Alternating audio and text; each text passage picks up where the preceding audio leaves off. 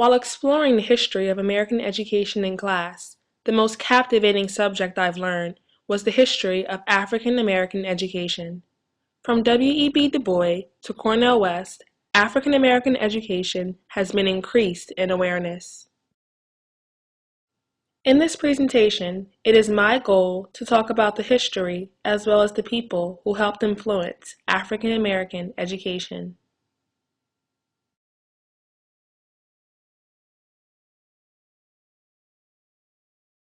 Very few blacks received any education at all until public education was established during the Reconstruction period. However, these black schools were usually at the mercy of the white-controlled state government for funding. Because of prejudice and racism, black schools received far less financial support than white schools. Black schools had fewer books, run-down buildings, and teachers who were paid far less than the average teaching salary. As you can see, this old, wooden, run-down African-American school, which was located in South Boston, Virginia, was only a few blocks away from this visually well-kept white school building. This vivid comparison of schools is the result of racism and segregation in the early 1920s. W.E.B. Du Bois was born William Edward Burghardt Du Bois on February 23, 1868, in Great Barrington, Massachusetts. In school, Du Bois always showed a keen concern for the development of his race. After graduating from Fisk University, Du Bois became the first African American to earn a Ph.D. from Harvard. W.E.B. Du Bois was known for voicing educational philosophies that were in contrast to his counterpart, Booker T. Washington. Unlike Booker T. Washington, W.E.B. Du Bois believed that industrial education was not a true promotion from slavery. Du Bois believed blacks should come together under his influential essay called The Talented Tenth. The Talented Tenth described the likelihood of 1 in 10 college-educated black men becoming leaders of their race. W.E.B. Du Bois believed this would help guide other African Americans into learning and thinking in order to create a new social mind that would contradict the racist, oppressive system. Du Bois strongly believed that blacks needed a formal education in order to illuminate their full potential.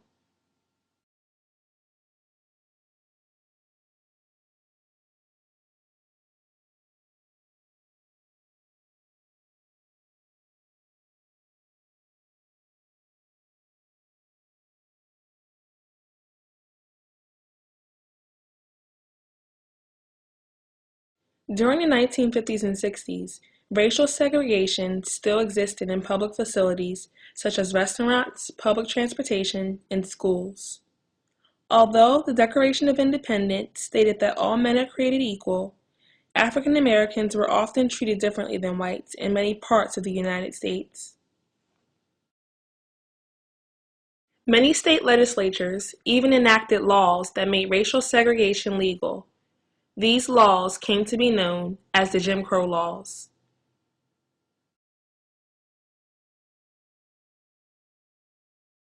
After many legal fights and the realization of injustice, Delaware, Virginia, Washington, D.C., South Carolina, and Kansas filed cases against the racial inequality of public schools.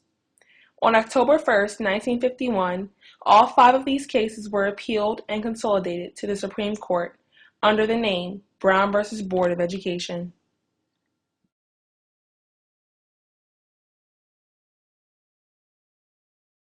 Thurgood Marshall was the main lawyer who argued the case before the court.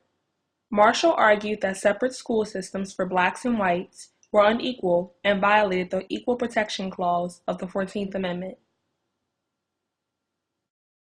On May 14, 1954, the U.S. Supreme Court ruled that separate educational facilities were inherently unequal and unconstitutional.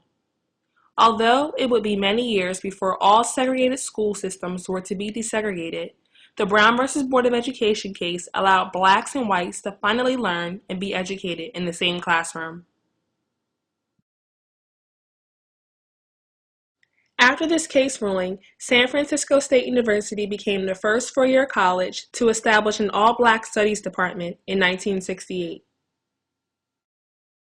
In 1969, the Ford Foundation gave $1 million to Morgan State University and Howard University in order to help prepare faculty members to teach courses in African American studies. Meanwhile, Thurgood Marshall went on to become the first African American to serve on the Supreme Court of the United States.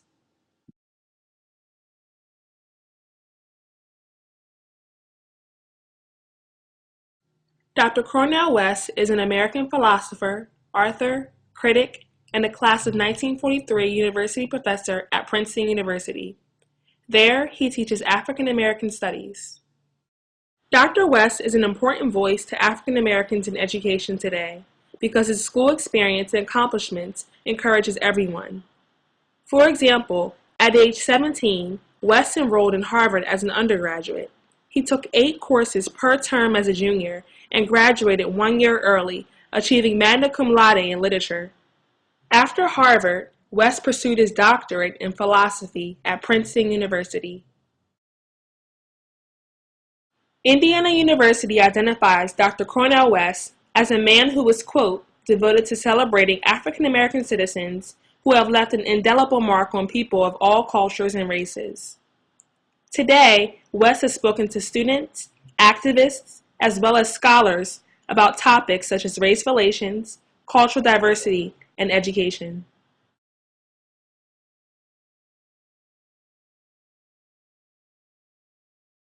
Another influential achievement took place at Urban Prep Charter Academy for Young Men in Chicago, Illinois.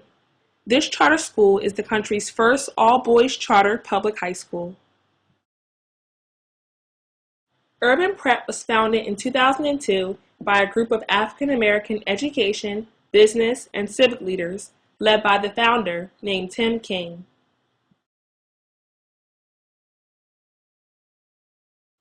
In 2006, the year the school first opened its doors, only 4% of students were reading at grade level.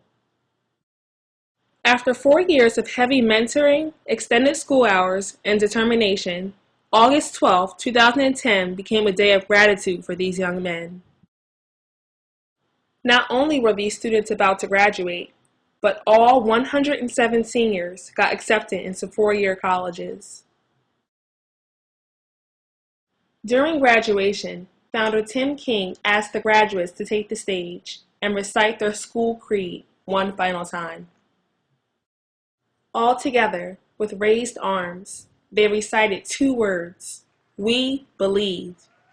Afterwards, they tossed their graduation hats and tassels as the crowd cheered.